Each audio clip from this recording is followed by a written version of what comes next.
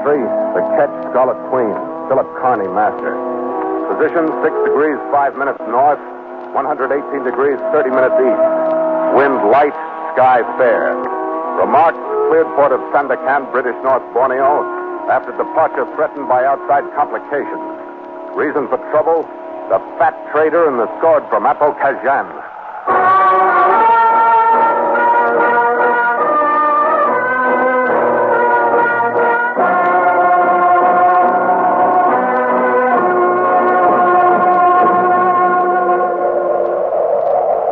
Like rippled brass the afternoon we pushed through Balabak Strait, looking like a racing yacht under all the sail we'd rigged to catch the dwindling northeast trade. Our mission in Sandakan was simple: to take on stores and to get further sailing orders from a man named Miles Channing.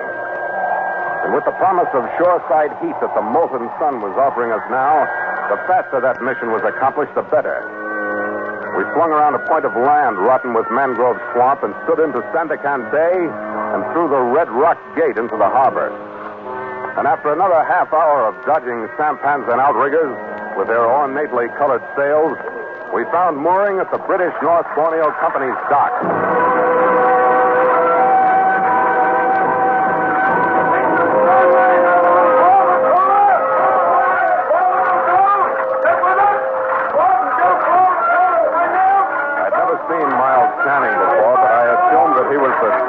White-shirted man who stood on the dock while we came alongside and walked to a position abreast of me to give me a hail. Which one's the skipper? I am. Are you Channing? Not on your life. I'm Gilly. I just stepped into the opening he left in the office. Channing was killed last night. What's the story? I don't know. Nobody heard of a Dyak coming this far hunting heads for 50 years. That's what it looks like, because that's the part of him they took.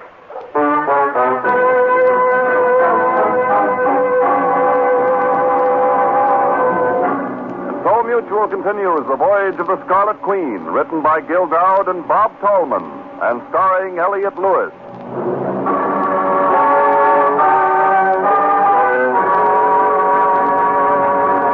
The Scarlet Queen, proudest ship to plow the seas, bound for uncharted adventure. Every week a complete entry in the log, and every week a league further in the strange voyage of the Scarlet Queen.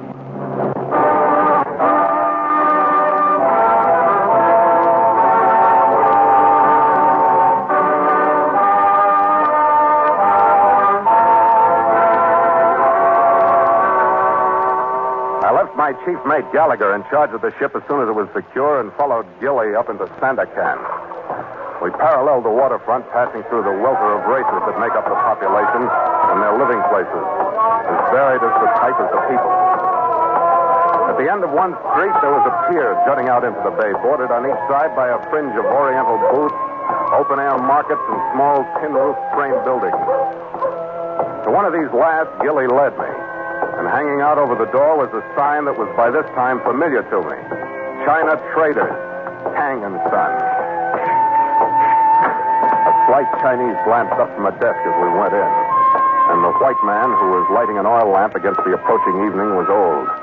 From his shoulders hung a shapeless white duck coat. And from the corners of his mouth ran 2 brown tobacco stains. Oh, yes. This is Carney, the skipper. Meet V.L. Trodmore. Hello, Mr. Trodmore. I've been Channing's assistant. This is Kim, the office clerk. How are you, Kim? Oh, very happy, Captain Carney, having heard much good talk of you. Thanks, Kim. Now, what's the story on Channing, Trodmore? A cruel one. I found him this morning when I came to the office. I say, I found him. What was left of him. He was lying right there. What's this talk about a Dyak headhunting party? There's more than talk, Captain. Here's the Mandow that cut poor Channing down. The B&B company already traced it to the Dyaks of Apokaezhan. The heavy sword he held up for me to see had a blade about 2 feet long by 3 inches wide, whetted to razor sharpness on one side and broadening to almost 1/4 of an inch on the other. At the top of the ivory handle was a nailed human figure from which hung a dozen or more tufts of what looked like human hair. And into the grip below him were embedded a number of gems of varying colors and brilliance. The blade had new, dull reddish stains. A few inches from the tip. So as sure as I'm standing here, poor Channing's head is on its way to the smoking fire, to be howled at and danced around by them devils for 8 days of Mamadulu celebration. The company ought to turn the garrison out after them. Yeah. Have you notified Kang? Yes, but I've got no answer yet. In the meantime, Gilly and I are doing the best we can. Yeah, you got some stores for me? I'll take care of them, P.O. You can give me a hand, Kim. Oh, yes, sir, Mr. Gilly. The stones back here, Skipper. Yeah. Trudler. Yeah. I was wondering why, out of all the places in town, your Dyaks came here for their head. I wondered myself, Captain. But who can answer why? The Dyaks don't even know their own mind. An hour and a half later, it was dark. And I went back to the ship after sending a wagon load of stores down to her and stopping to cable Kang the story on Channing myself. The sight of the Queen resting easily at her berth, with her masthead lights shining cleanly in the murk, gave me the only lift of the sultry night so far.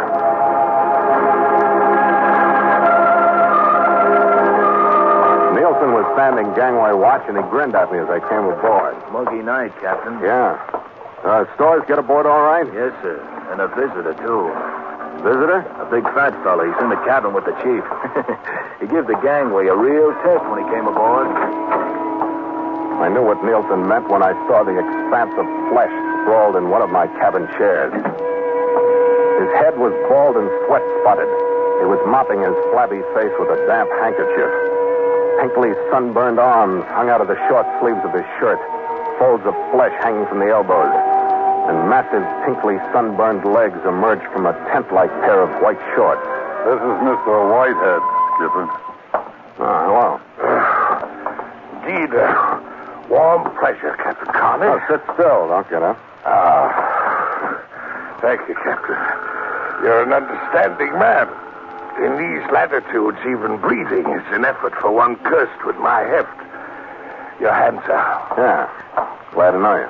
Your chief officer kindly offered me the hospitality of your ship so that I might wait for an audience with you. It's in regard to a matter of great importance to me, and no little potential profit to you. Go right ahead. You have, I believe, heard of the sword from Apokaezhan? Yeah. It only killed the man I came down to Sandakan to see. It what? That's right, Red. It's a great weapon. Captain Carney, I would give you $500 American if you would but place that sword in my hands. It's a lot of dough. After faithfully following its trail to the caverns of Senyang, I am most willing to pay the price. This sword is history, gentlemen. Should rest through the centuries in some hallowed museum. Oh? Its story reaches back to the almost legendary Raja Apokaezhan, who ruled Borneo in the year 200 B.C. It was his hand that swung it in battle. You saw the sword, Captain? Yeah, I saw it. You lingered over the hilt from which hung the hair of the 13 victims of Apokaezhan? Not quite, no. Tell me, Captain, did it not carry the figure of the great god Siva? I don't know. It was an ivory figure of a man wearing a cone-shaped hat, whatever it was. Ah, Siva, among the highest of the deities. Channing wrested it from the Senyang caverns, far above the headwaters of the Apokaezhan River. He beat me there by only 2 days. So? Who knows? Perhaps the spirits smiled kindly upon me. Had I found it, perhaps at this moment it would be my head slung over the tattooed shoulder of some savage. Like Channing's, you mean? Yes. By the merest warping of fortune, it was not I, but Channing who became the Parvin, one who offended the spirits. They followed and killed him to right the wrong. And since the sword had acquired his evilness, they left it. But the curse has not decreased its value to us in the least. Well, gentlemen? Red? Sounds like an easy 5 to me. Okay, Whitehead. We'll try it anyway. Splendid. At last I can see the favorable completion of a long quest. Oh. Now, here is $100. Yeah? Not knowing the true value of the sword, I believe Trotmore and Gilly will leap to accept it as the most equitable price. I trust, of course, that you will maintain a prudent silence in regard to said value. Yeah, okay. Splendid. You may find me at the Orange Hotel, just a stone's throw from here on Kinabalu Road. Good fortune, gentlemen, and a quick and easy turn of profit. Gallagher and I watched him ease his bulk through the passageway and out onto the deck. Then we had a couple of drinks and left ourselves. We reached the pier, and against the dark water, we could see the streaks of phosphorescence outlining the hulls of a half-dozen moored sampans. Few of the shops were open, but when we got farther out toward the China trader's office, the pier was almost deserted. We stopped at the door. But we didn't bother to knock because nobody would have answered us. The oil lamp was still burning, but only from the clothes could I tell that the body sprawled at the foot of the desk was Kim, the Chinese clerk. He was in the same condition that Channing had been found in. And stuck into the floor in the middle of a crimson pool was the sword from Apokaezhan. I wrenched it out of the wood. Holding it as inconspicuously as possible against my leg, I followed Red back out onto the pier. We got halfway up to the foot of the pier when a figure moved out of the shadows and stopped us. Hello, Skipper. Hello, Gilly. You been down to the office? Aye. Pretty, isn't it? What the devil's going on? That's what I'd like to know. My mate, Gallagher. Aye. I saw him on the ship. I don't know what's going on. I don't know why those butchers keep coming back to the office, but I do know. I ain't staying away. I got the sword, Gilly. It's been used twice, so I'm getting it out of there. You mind? Not at all, not at all. You want to sell it or anything? No, you're welcome to it, Skipper. I wouldn't be caught dead with it, but if you want it, well, it's your head. He walked to the foot of the pier with us, nodded goodbye, and turned one way while we turned the other and headed for the Orange Hotel, by way of all the lighted streets we could find. We sent a sarong bellboy after Whitehead, who was in the bar and who emerged from it with his puffy eyes wide open and staring in disbelief. You got it. Quickly. At a rumbling trot, he led us 100 yards away from the main building to his cottage. And when we were inside, he was panting and dripping from exertion and shaking as though from palsy and excitement. Gentlemen, my heartiest congratulations for a task well performed. We don't deserve them, Whitehead. Oh, indeed. The Dyaks were back. I'm sure I misunderstood you, Captain. I don't think so. They collected another head. Kim, the Chinese clerk at the office. Mr. Gallagher, surely the captain jests. No, not this time. And the blasted sword was sticking on the floor beside him. By Jove. Most extraordinary thing. You saw no one on the pier? Just Gilly. He wouldn't take even one of your $100. He said, take the sword and welcome. Oh, here's your money. You're an honest man, Captain. Had Gilly been informed, it would have been a far different story. Ah, what is danger, gentlemen? What is $100? 5,000? When I have in my hands at last the sword of Apokaezhan, when I stroke the hair of Raja Balikazhan's enemies fell 20 centuries ago, when I stroke the figure of Siva and the 17 jewels of Siva, the jewels are for the 17 sons, gentlemen. Come closer to the light, and I will name them. You really do know that sword, don't you? It has been my very life, Captain. See here, the shining one, the diamond for the first son, Ki Balalanka.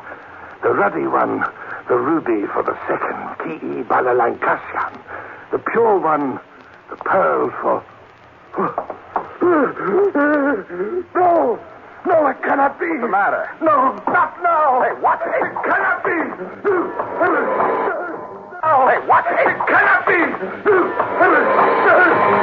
He started with hysteria and worked through it toward insanity. His first swing with the sword shattered some glasses off the table. His eyes glazed. The sweat poured from him. He mumbled incoherently, then he swung the sword in continual arc from one side to the other.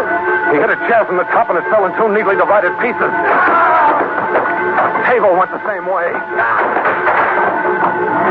Then he stopped. You tricked me.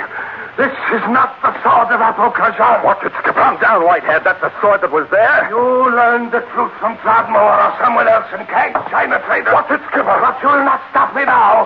2 more heads credited to the Dyaks will not but little. He made his lumbering rush, and the bright steel of the blade flashed in the lights again. He'd reached the insanity, swinging the sword in mad stop. Gallagher and I separated. Whitehead put an end to any idea we'd had of getting out by way of the doors when he moved toward it. And he made clear who his first victim would be when he moved back into the room toward me. I did what I could, which was nothing but throw him down. I picked up a bamboo table and threw it at him. It hit him, but if he something, he didn't show it. His eyes glared. His great fat chest heaved and fell. And he plodded slowly towards me, the sword crossing his body, continual slash. I was heading toward the heaviest piece of furniture in the room, a teakwood table, to try to stop him once more with that. I saw Red working his way behind him. I tried to warn him away, but he won in. His knees hit the lower part of the fat back. Whitehead shuddered for a moment and then turned toward Gallagher. I took the chance, made the teakwood table, picked it up, moved back in, and swung it into the back of Whitehead. That man, weapon, and table landed in a heap. I followed it in, kicked the sword across the room, and turned back to Whitehead. His act was finished. He lay on the floor, one pink arm pinned under the table. It was almost a surprise when I felt for his pulse and found his heart still beating. In 10 minutes, Gallagher and I had him lashed hand and foot with everything we could find. Belts, wire torn from lamps, curtain cords, anything that would take a knot. He couldn't move an inch when we left him and headed for Trudmore's house for some answers.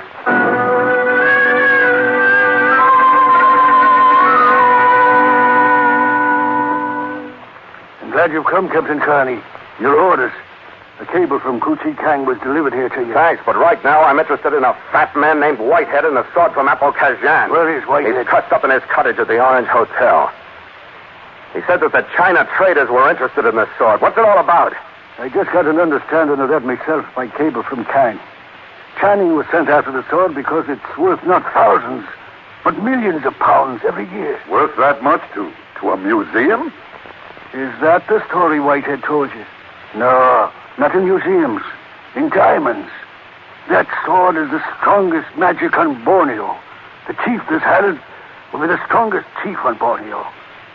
Channing found a certain chief in the village of Long Tamaloe with unworked diamond mines that would be some of the richest in the world. In trade for the sword, the chief people would dig the diamonds and bring them here to China traders.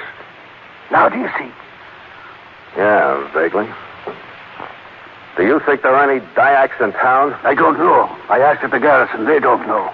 But I do know that the sword is important to the Dyaks for what it is itself. And they would gladly kill to get it back. Yeah, it looks like everybody would. Yeah. The only question is, who's got it? I'm afraid I can answer that, Captain. Huh? Channing had the copy of the sword made in case anybody would force it away from him. The original, it was hidden in one of the boxes you put aboard your ship. Aboard our ship?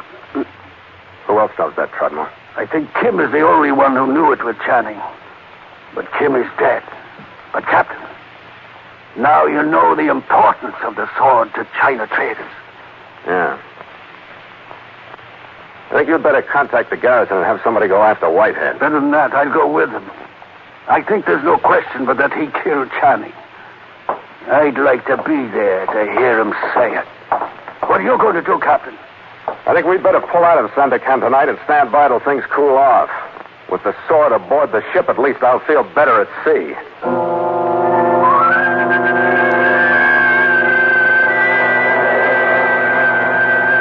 It was about 2 hours before dawn when we left Trotmore and headed back to the ship. On the way down, I tried to remember what we had in the way of tides and currents in Sandakan Harbor. By the time we reached our dock, I decided that there was no reason that we couldn't cast off right away and at least get started away from this place before daylight. First thing that changed my mind was the fact that the gangway watch wasn't at his station. We ran into the second when we walked into the cabin. It was Gilly. He was lying on his back, but there was nothing Dyak about the way he'd gone out. His eyes stared deadly upward, and between them was a carefully placed bullet hole. The third reason moved heavily out of a corner with an automatic clutched in his pudgy hand. Our meetings are becoming not only numerous, but monotonous, Captain. And, Mr. Gallagher. Yes. I trust this will be the last. What'd you do with my crewman, Whitehead? He's trussed up in somewhat the same fashion as that in which you left me. What's Gilly doing here? He accompanied me. As a matter of fact, he brought me. In this order, he told me where the original sword from Apokaezhan was hidden, loosed my bonds, and then, here, on your ship, the scoundrel had the effrontery to bargain with me for a share of the proceeds. You see my answer between his eyes. How did Gilly know where the sword was? Well, very simple, Captain, very simple. He was told by the Chinese clerk, Kim, and immediately thereupon saw to it that said Chinese clerk would reveal said location to no others. Do you follow me? Yeah. We saw Kim. And you don't deny that the priceless sword is here aboard your vessel? Gentlemen, the deaths of Channing and Gilly will, I hope, discourage any further cleverness on your part. Okay, Whitehead. Where'd you stow those stores, Red? You mean it, Skipper? Yeah, I mean it. Okay, Skipper. It's all here in the gun locker. £1 million a year. Drag it out and we'll go through it. Red pulled the crates and boxes out of the locker, and I started opening them. Under the watchful gun, dumping the contents on the deck. Whitehead wouldn't have had to bother with the automatic because I wanted to find the sword as badly as he did. I wanted to give it to him, watch him leave, and wipe my hands of the whole thing. It was there, all right. It showed up in a long box of new spring steel grappling hooks. As far as I could see, it was exactly similar to the other one. Whitehead snatched it out of my hands as though I was about to make it disappear. He took it into a brighter light. His attention was diverted for a few seconds, and Red looked at me expectantly, but I shook my head. I didn't want action. I just wanted him off my ship. There's no mistake this time. The original sword of Apokaezhan. Yeah, I hope you're miserably happy with it, Whitehead. I hope it brings you nothing but trouble until you stretch out. Oh, come now, Captain. I must say that's an odd way to compliment my final success. Not quite the final one, Whitehead. Trotmore, turn round. Well, Trotmore, welcome aboard. Come right in. Whitehead will first drop his gun while I have a steady sight on his fat spine. Then we'll talk about freedom, Whitehead. Damn it. How the devil did you happen to show up, Trotmore? I've been here. I came right away when I found his cottage empty. I'm a trader myself. I waited until he had the sword in his hands. I know that freedom will now bring a good price from the fat one. How much, Whitehead? If I let you take your sword and leave the ship? I have 500 pounds with me. Well, if that's all, then it has to be enough. Mr. Trotmore, you're a reasonable man. You'll have but to reach into my hip pocket for my wallet. My part of the transaction is fulfilled. All right. You can go now. Well, a night of extremes, gentlemen. Good fortune to you all. What's going on? That was the idea, Trotmore. Not yet, Captain. Yeah, but you're letting Whitehead go to make the $1 million deal with the sword. I don't want a sword. And I hope Kuchi Kang agrees even for £1 million a year. It brings too much death. Because it should never have been taken from the cabins of Shenyang. Come out on deck. There's enough dawn. I'll show you something.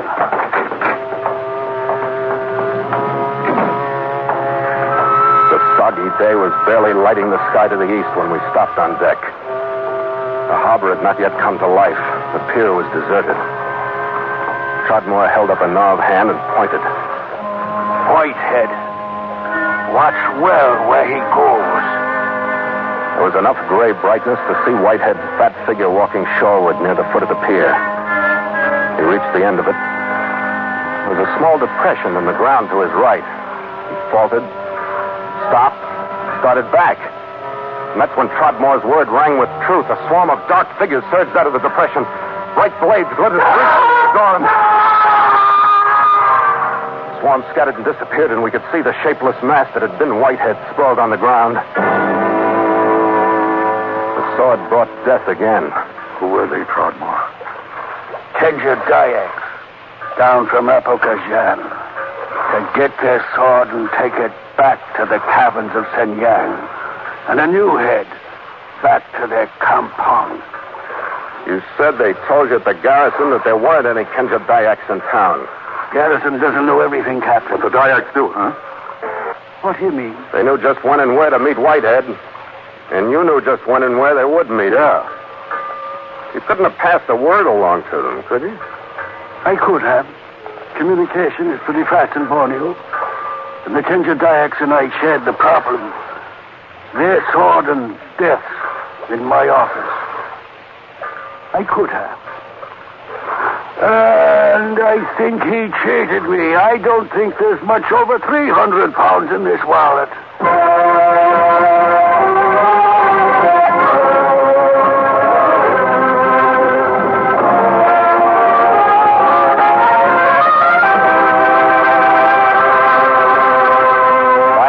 That same morning, we nosed out through the muddy water of the harbor, the lighter water of Santa Day, and into the clearness of the Celebes Sea.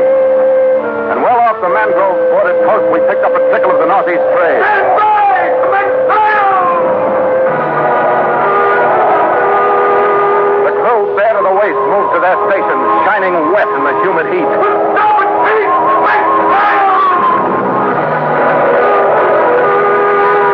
The mainsail crawled hopefully up toward an azure sky, reached for the wind, found it, and slowly filled.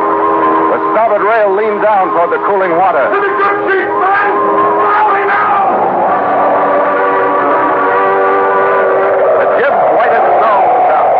The mizzen went lazily to work in the light breeze, and the Scarlet Queen stood out in her easy, rocky motion towards the Macassar Straits and the port of Macassar and the Celebes below. That's the best we can do with what's blowing down to us, Skipper. Not much wind, Red, but we got all the ocean in the world and all the time in the world, so who cares? You sound so carefree, Skipper. What's gotten into you? I was thinking of how lucky we were not to have a diamond mine loading us down with a few million pounds a year.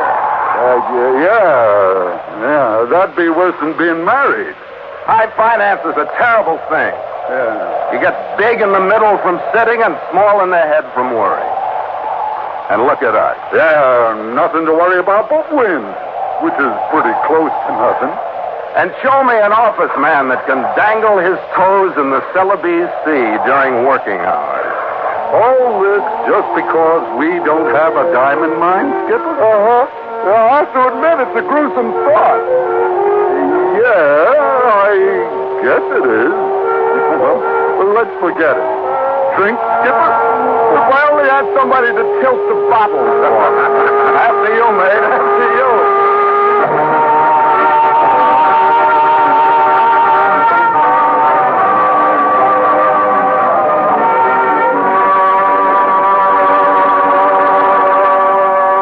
Log entry.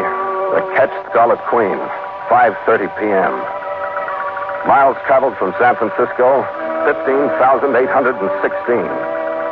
Sky fair, wind light. Carrying full sail. Ship secure for night. Signed, Philip Carney, Master.